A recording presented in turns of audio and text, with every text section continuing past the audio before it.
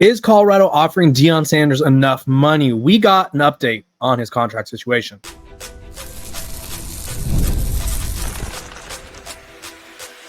You are Locked On Buffs, your daily podcast on the Colorado Buffaloes, part of the Locked On Podcast Network, your team every day. Welcome to Locked On Buffs. I am your host, Kevin Borba. Today's episode is brought to you by Game Time. Download the Game Time app, create an account, and use code LOCKEDONCollege for $20 off your first purchase. We are also brought to you by the Locked On Podcast Network. It's your team every day for free and available wherever you get your podcast. So make sure to like, subscribe, follow, become an everydayer. If you don't know what that is, everydayers are people who like, subscribe, follow, they give me 5 stars, whatever. And we comment, we discuss, we interact, and we have a lot of fun. So don't miss out on the coverage and don't miss out on the fun. Let's talk about the fun of Deion Sanders' contract situation. Obviously, it was reported about, I guess, a couple weeks ago now that Deion Sanders, maybe 3 weeks ago now, that Deion Sanders had an offer on the table that was reportedly very, very good that he had not signed. And it was like, okay, that's interesting. And then his name started popping up in NFL coaching searches and debates over, is it legit? Is he trying to coach his sons, or is it a leverage standpoint? Does he want more money? Does he want more money for his staff? Does he want more money for NIL? Blah, blah, blah, all this, all that. Well, we got an update from Joel Klatt, the man who gave us the first update, and he said, nothing is finalized. Quote, nothing is finalized. He could leave his contract as is. I know there's been extension conversations. And he said this on the herd. I know Colorado has come significantly up. I think he would like them to come up in several areas, not just his salary, but possibly assistant pool, facility stuff, commitment to NIL outside of revenue sharing. So there is talk in like any negotiation, whether he was going to Dallas or not go to Dallas, or stay at Colorado or not stay at Colorado. Within your position like that, he's doing, and his management team is doing what he should, which is try to generate as much leverage as possible. And then Klatt continues saying, having conversations with Jerry Jones is leverage. And I think from Jerry's perspective, it might be the same thing. But I will just continue to say, and I'm going to be very consistent about this, he's a great fit at Colorado because Colorado has given him the keys to the castle. He has turned Colorado into prime. They're the prime Buffaloes. They said, hey, man, our tradition's yours.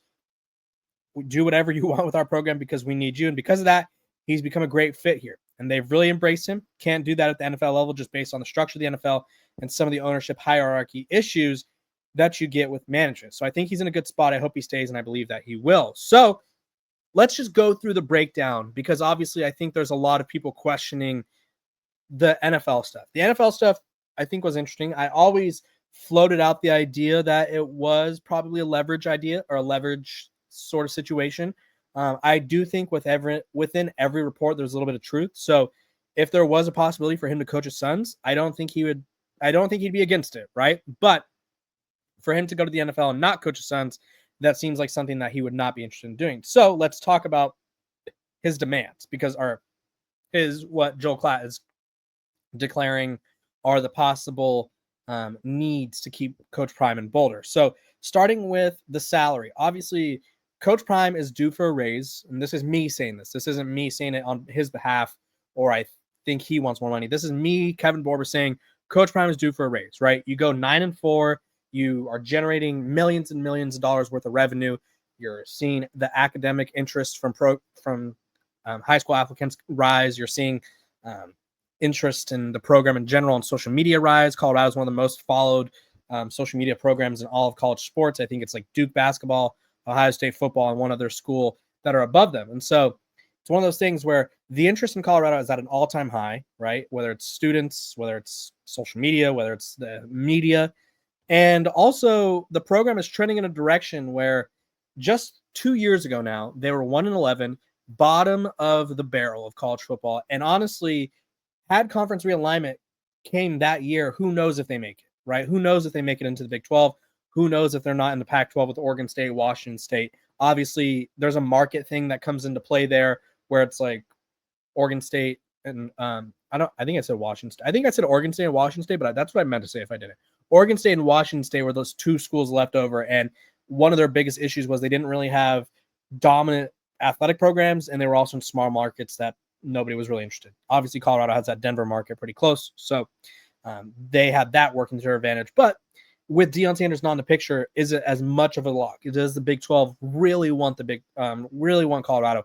I guess we'll never know. But so it's not me, or it's not Deion Sanders wanting more money. It's me saying he deserves more money. Right now, he ranks in the lower third or the high 30s. I think he was like 36th or 38th in terms of highest paid coaches in college football. I think he needs to be top 10, right? I mentioned all that he's done for the program. I'll go over it again because I don't think people really understand this. Like he's boosted the local economy. Last year they made 113 or 100 over $100 million. He's brought in 3 of the top 6 highest ranked recruits in program history. Colorado's bowl game was the most watched game outside of the playoff games. Like, people care about what he's doing. People care about Colorado. So he brings attention. Next point of emphasis here. So it's not his salary. Possible assistant pool, right? Coach Prime is going to get to a point where he wants to bring in certain coaches to do certain things, right? Maybe he wants to bring in a young gun offensive coordinator like Brendan Marion. Obviously, Brendan Marion's the head coach of Sac State now, but say Brendan Marion was up for a role, right? And maybe Coach Prime wants to move on from Pat Shurmur, or he wants to hire a great defensive mind if Robert Livingston leaves, because Robert Livingston's probably going to get a head coaching job eventually. He wants to be able to, A, keep his guys happy, and B, replace them if needed with candidates that are the same, if not better, right? And if he doesn't have the right pool for his staff, obviously that becomes difficult, and obviously it makes his job harder because he's taken more of a CEO role where he's kind of oversees everything. He doesn't really, like, he's not the defensive backs coach, or he's not the offense coordinator. He's not calling plays or whatever. Facility stuff, right? That's the other thing that Klatt mentioned. That's just a recruiting tactic, right? I think Coach Prime, by getting an improvement in facilities, you're showing an overall investment in the school. The locker rooms look nice. When I was there, they looked pretty decent, and the facilities are decent, but obviously there's always room for improvement, right? We live in this era of modern architecture, modern technology. I think recruits, when they go to a school, they look at the architecture of a building and they go, oh, this looks cool. They look at the technology. Do you have cryotherapy chambers? Do you have a golf simulator to hang out with? Do you have PS5s? Obviously, PS5s is not going to be the deciding factor in Deion Sanders returning, but they want state-of-the-art weightlifting equipment. They want state-of-the-art medical equipment for the training room. Like, people look at this stuff, right? People look at these sort of amenities and they go, okay, this school has better amenities, which helps me develop, which helps me prepare to be a pro. And so that helps Coach Prime and recruiting. Commitment to NIL outside of revenue sharing. This is a tough one for Colorado because this is on the fans in a way, right? Colorado, the program can only do so much. Next year, I think by April, there will be, barring any major changes within the judicial system, programs will be able to pay their players about $22 million per year, not per player, but they'll be able to disperse $22 million across their athletes. And NIL is going to be much more donor based. Like, Colorado got rid of their collective 54-30, right? So they need investment from the program. They need players to be able to be paid more. They want more investment from the fans, blah, blah, blah. So Coach Prime is really, all these demands, to put this simply, is he wants the job to operate as if it is a top-tier job, right? Coach Prime views this as a top-tier job, and he wants the school, the facilities, the support to match that. And right now, Colorado may not be matching that. But that doesn't mean they can't. It just means they're going to have to dig a little deeper into those pockets and fork over some money and show, hey, we're invested in you as our head coach, we're invested in your vision, and we're invested in this program. Otherwise, we're wasting everybody's time, and Coach Prime will probably find a better job elsewhere. But I think they'll figure things out, right? You don't want to, what is the saying? The golden goose or your golden egg or whatever. Coach Prime is their golden goose / golden egg. I don't know the proper saying, but you guys know what I'm talking about, where it's like the once in a lifetime opportunity, right? You don't lose Coach Prime because you didn't give him enough support, right? That'd be arguably one of the most embarrassing things that could happen in like sports history, honestly. Like, you found a generational personality / coach to come to a non-traditional power program, and he liked it there. He did everything that he said he would, and you didn't give him enough financial support just 2 years after going 1-11, like 5 years after your team had won like 19 games combined. Figure it out, Colorado. And I think they will, but that's my sentiment on the issue. When we come back, we're going to be talking about the latest on the NFL draft, Travis Hunter, Shedeur Sanders, who's going first overall, because I think it's going to be one of them. I just don't know which one. This episode of Locked On Buffs is brought to you by Talkspace. Therapy is a game changer. It can help manage stress, improve sleep, and communicate more effectively. But finding the right therapist and fitting sessions into a busy schedule can be a challenge. That's where Talkspace comes in. Talkspace, the leading virtual therapy provider, makes getting the help you need easy. With Talkspace, signing up is simple. You can match with a licensed therapist who fits your needs, usually within 48 hours, and it's convenient. You can have sessions from the comfort of your home and even message your therapist between appointments. Plus, Talkspace is covered by many insurance plans, and for most insured members, there's a $0 copay. It's never been easier to prioritize mental health. As a listener of this podcast, you'll get $80 off your first month with Talkspace when you go to Talkspace.com/LockedOnCollege and enter promo code SPACE80, that's SPACE80, to match with a licensed therapist today. Go to Talkspace.com/LockedOnCollege and enter promo code SPACE80 to get $80 off your first month and show your support for the show. That's Talkspace.com/LockedOnCollege, promo code SPACE80. Welcome back to Locked On Buffs. Appreciate you guys for tuning in every single day, making me your first listen of the day. We're free and available wherever you get your podcast, so make sure to like, subscribe, follow, become an everydayer. Those of you who aren't, you're missing out, right? We're having a lot of fun. I'm about to, on Monday, I'll be flying out to Frisco, Texas. Well, I'll be flying to Dallas. Then I'll be in Frisco for the Senior Bowl, or not the Senior Bowl, the East-West Shrine Bowl, which has guys like Shedeur, Shiloh, Will Shepard, LeJounte Wester, Cameron Smith-Craig, the Colorado guys. They will be there looking to show out in front of NFL teams, GMs, scouts, and we're going to have a fun time covering that. So I'll be there. You guys won't want to miss that. I'll be posting shorts, hopefully some interviews. It'll be fun. Also, like I said, we're free and available wherever you get your podcasts. Make sure to like, subscribe, follow, give me 5 stars. The support that you guys gives me helps me. It helps grow the show, and it helps grow our community. And what better way to do that than by having some fun and growing the show, you know?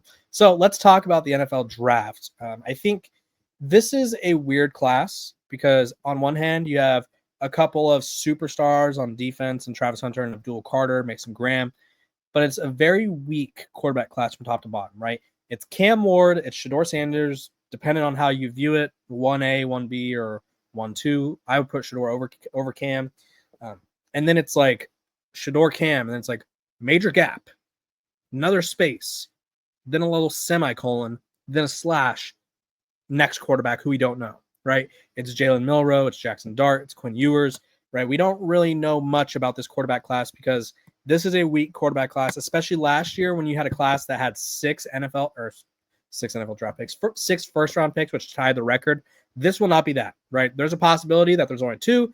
There's a slight possibility that there's only 1 quarterback taken in the first round. So it's a pretty big mystery, but a report today sort of gave us some clarity on what the Tennessee Titans are going to do at 1, because they have the top pick right now. And for those of you that don't know the order, let me bring it up for you, because I think obviously these picks are all depend on need. Maybe someone trades up for a quarterback, or maybe someone trades down because they don't want a quarterback, but this is what the top 5 looks like. We'll go top 10, actually. Tennessee at 1. The Titans went 3-14. The Browns at 2. New York Giants at 3. New England at 4. Jacksonville 5. Vegas 6. Jets 7. Carolina 8. Saints 9. Bears 10.